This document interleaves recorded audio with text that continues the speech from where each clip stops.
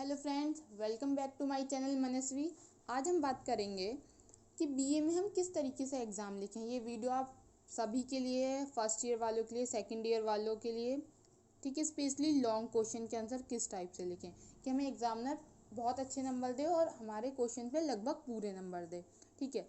जैसा आप थंबनेल में देख चुके होंगे कि कितने पेजों में आंसर लिखना है, इसकी टिप्स एंड ट्रिक्स के बारे में हम बात करेंगे। तो इसके लिए सिर्फ 4 पॉइंट हैं जो आपको ध्यान में रखने पड़ेंगे। पहला, साफ। साफ से मतलब ये नहीं कि आप वहाँ इतना धीमा लिख रहे हैं, इतना साफ लिखने के चक्कर में आपका टाइम पूरा ख़त्म हो गया है पर आप आंसर नहीं लिख पा रहे। साफ से सिर्फ ये मतलब है कि आप इस तरीके से लिखें कि कोई दूसरा बंदा आपका राइटिंग उसे समझ में आ जाए, ठीक है। जो एग्जामिनर है, जो कॉपी चेक कर रहा है, उसको आपकी राइटिंग समझ आनी चाहिए। सिर्फ इतना साफ लिखना है।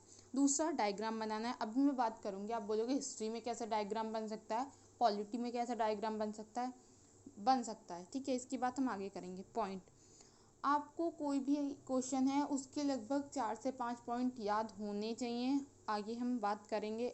मैं ये नहीं बोलूँगी कि किसी को कुछ आता याद ही नहीं है और उसे एग्जामिनर पूरे नंबर दे लेगा। भाई, एग्जामिनर पागल नहीं है, वो बहुत पढ़ा लिखा है, ठीक है। आपको कुछ तो याद होना चाहिए, आप वहाँ कुछ लिखोगे तभी आपको नंबर मिलेंगे, ठीक है।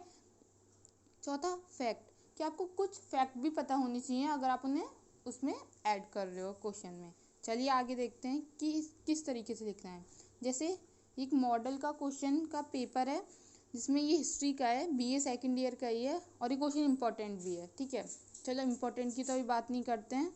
जैसे यहाँ पे क्वेश्चन 5 दे रखा है, तुर्कों के विरुद्ध युद्ध में राजपूतों की हार के कारण। अब बीए सेकंड ईयर में सभी हैं। जैसे ये चित्रा का मॉडल है, तो आसपास के जिधर एरिया में मैं रहती हूँ, आसपास के एरिया में यहाँ चित्रा के ही मॉडल से बच्चे पढ़ते हैं, ठीक है। तो सभी एग्ज़ाम में चित्रा के मॉडल से लिखेंगे और लगभग सभी एक जैसा आंसर लिखेंगे।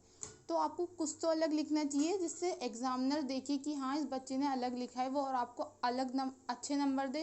वरना सभी एक जैसे लिखेंगे, नंबर कैसे मिलेंगे। जैसा आप यहाँ देख सकते हैं कि उसने बताया पराजय के कारण, ऐसे कारण लिख दिए हेडिंग में ये सब, कि राजनीतिक कारण, सामाजिक कारण थे, फिर सैनिक कारण, फिर धार्मिक कारण, फिर तत्कालिक कारण।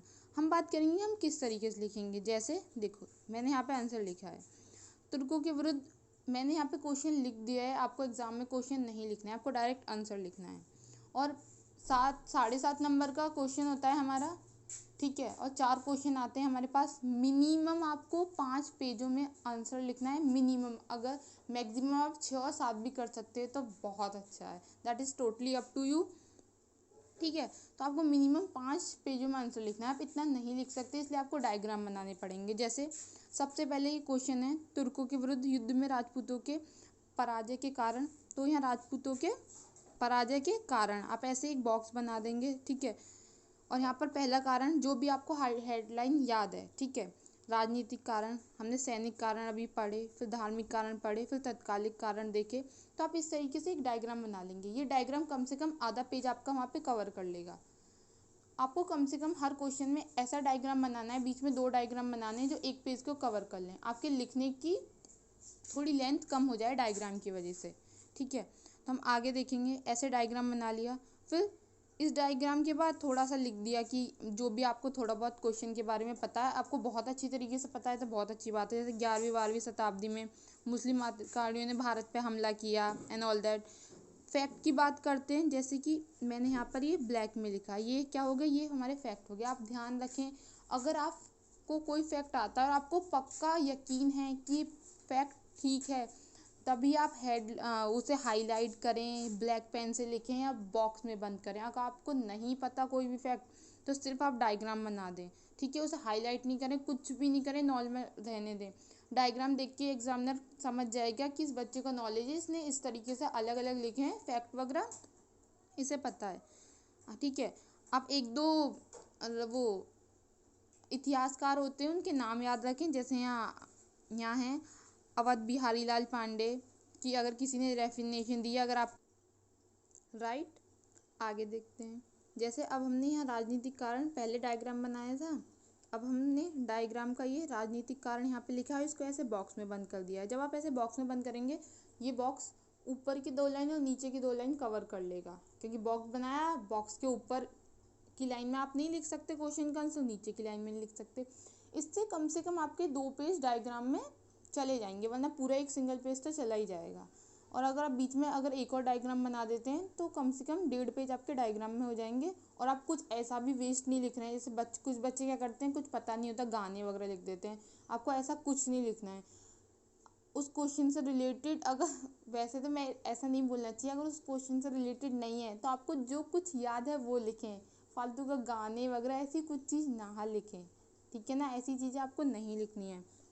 उसके बाद आप लिखेंगे जैसा कि यहाँ पे है, राजपूतों में एकता का अभाव था। जैसे हम नीचे चलते हैं, ऊपर चलते हैं, जैसे ये राजनीतिक कारण में राजपूतों में एकता का अभाव। फिर आप ये पॉइंट वाइज ये लिख देंगे। फिर आप सामाजिक कारण, जब आप सामाजिक कारण पाएंगे तो यहाँ पर इस तरीके से ऐसे सामाजिक कारण पर फिर बॉक्स बना देंगे, जिससे मॉडल से तो सभी करते हैं, ठीक है।